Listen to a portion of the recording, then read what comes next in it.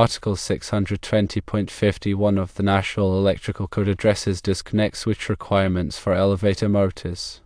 Specifically, it details why a disconnect switch in the elevator machine room must be either a fusible disconnect switch or a circuit breaker, but not a non-fusible disconnect switch. When the hydraulic pump motor is fed directly from an overcurrent device, such as a molded case circuit breaker located in a motor control center and serving only a single elevator motor. The primary function of the disconnect switch in the elevator machine room is to offer a reliable method for isolating the elevator motor circuit from its power source.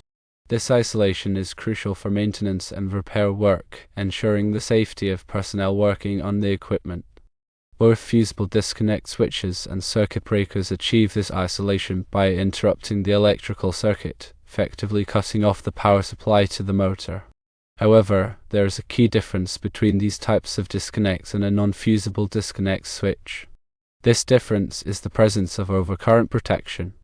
A fusible disconnect switch incorporates fuses, which are designed to protect the circuit from overcurrent conditions such as short circuits and overloads. Similarly, a circuit breaker is an overcurrent protective device that automatically trips and interrupts the circuit when an overcurrent is detected. These overcurrent protective devices are essential for preventing damage to the motor, the wiring, and other components in the electrical system. They also reduce the risk of electrical fires and other hazards. In contrast, a non-fusible disconnect switch does not provide overcurrent protection.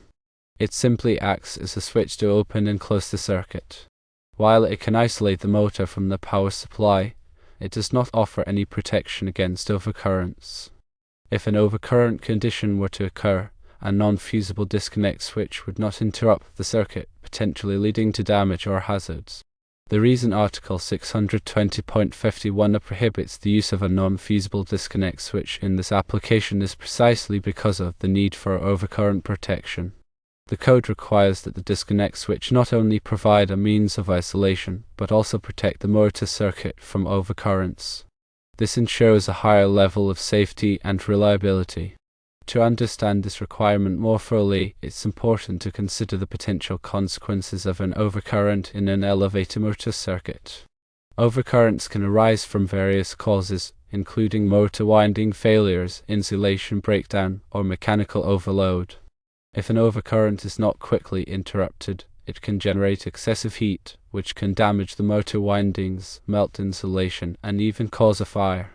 The overcurrent protective device, whether it is a fuse in a fusible disconnect switch or a circuit breaker, is designed to interrupt the circuit before these consequences can occur.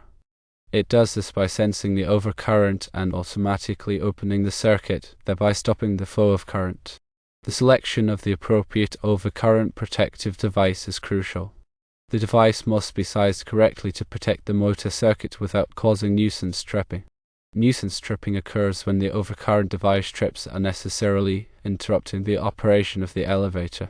The correct size of the overcurrent device is determined by the motor's full load current rating and the applicable code requirements. Article 430 of the National Electrical Code provides detailed guidance on motor circuit protection, including the selection of overcurrent devices. In the specific case of an elevator motor fed directly from an overcurrent device in a motor control center, the disconnect switch in the elevator machine room serves as a supplementary means of isolation and protection. Even though the motor is already protected by the overcurrent device in the motor control center, the disconnect switch provides an additional layer of safety and convenience. For example, during maintenance or repair work, the disconnect switch can be used to quickly and easily de-energize the motor circuit without having to go back to the motor control center. The requirement for a fusible disconnect switch or circuit breaker in the elevator machine room also ensures that overcurrent protection is readily available at the point of isolation. This can be particularly important in situations where the motor control center is located some distance away from the elevator machine room, or when access to the motor control center is restricted. Furthermore, the use of a fusible disconnect switch or circuit breaker helps to ensure that the overcurrent protection is properly maintained. Fuses and circuit breakers are designed to be replaced or reset after they have operated, ensuring that the circuit is always protected. In contrast, a non-fusible disconnect switch does not require any maintenance or replacement, which can lead to a false sense of security. It's also important to note that the requirements of Article 620.51 are specific to elevator motors that are fed directly from an overcurrent device in a motor control center. In other situations, such as when the elevator motor is part of a larger integrated system, the disconnect switch requirements may be different. However, the underlying principle of providing both isolation and overcurrent protection remains the same. In summary, Article 620.51 requires a fusible disconnect switch or circuit breaker for elevator motors in the specified configuration to ensure both isolation and overcurrent protection. A non-fusible disconnect switch is not permitted because it does not provide overcurrent protection. This requirement is based on the need to protect the motor circuit from overcurrents, prevent damage to equipment, and ensure the safety of personnel. Always consult the latest edition of the National Electrical Code and local electrical codes for specific requirements and interpretations. The installation and maintenance of electrical equipment should be performed by qualified and licensed electricians. Understanding the code requirements for elevator motor disconnect switches is essential for ensuring the safe and reliable operation of elevators. By following these requirements, we can minimize the risk of electrical hazards and protect both people and property. Firstly, the primary purpose of the disconnect switch is to isolate the elevator motor. Secondly, overcurrent protection is critical for safety. Thirdly, non-fusible disconnects lack this protection. Fourthly, Article 620.51 mandates fusible disconnects or circuit breakers. Fifthly, this ensures both isolation and overcurrent protection. Sixthly, the code aims to prevent damage and hazards. Seventhly, proper selection and maintenance are crucial. Eighthly, consult the NEC and local codes for specifics. Ninthly, qualified electricians should perform the work. Tenthly, safety and reliability are the ultimate goals. It's also important to consider the practical implications of these requirements.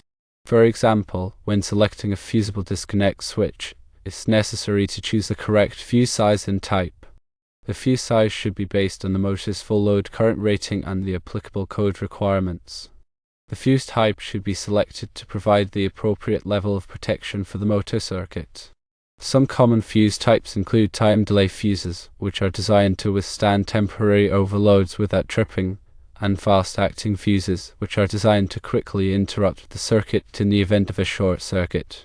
Similarly, when selecting a circuit breaker, it's necessary to choose a circuit breaker with the appropriate current rating and interrupting rating. The current rating should be based on the motor's full load current rating, and the interrupting rating should be sufficient to handle the maximum available fault current at the installation location. The interrupting rating is the maximum amount of current that the circuit breaker can safely interrupt without being damaged. In addition to selecting the correct overcurrent protective device, it's also important to ensure that the disconnect switch is properly installed and maintained. The disconnect switch should be installed in a readily accessible location, and it should be clearly labeled to indicate its purpose. The switch should be inspected regularly to ensure that it is in good working order. Any damaged or worn component should be replaced promptly. It's also important to follow the manufacturer's instructions for installation and maintenance.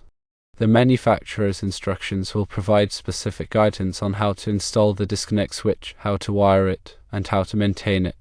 Following these instructions will help to ensure that the disconnect switch operates correctly and provides the intended level of protection. Furthermore, it's essential to understand the difference between a disconnect switch and a motor starter. A disconnect switch is simply a means of isolating the motor from the power supply. It does not provide any control over the motor's operation. A motor starter, on the other hand, is a device that is used to start and stop the motor.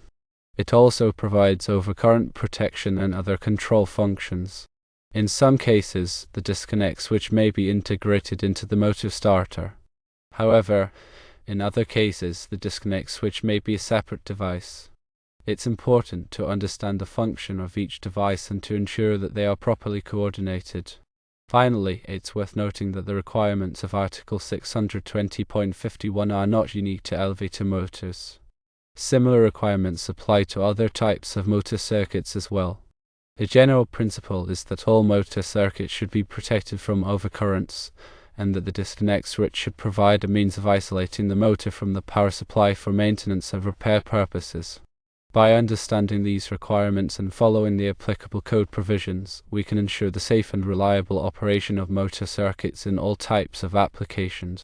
In conclusion, the requirement for a fusible disconnect switch or circuit breaker in the elevator machine room, as specified in Article 620.51 of the National Electrical Code, is a critical safety measure. It ensures that the elevator motor circuit can be effectively isolated for maintenance and repair, while also providing essential overcurrent protection to prevent damage and hazards. By adhering to these code requirements and implementing proper installation and maintenance practices, we can contribute to a safer and more reliable electrical system for elevators and other motor-driven equipment.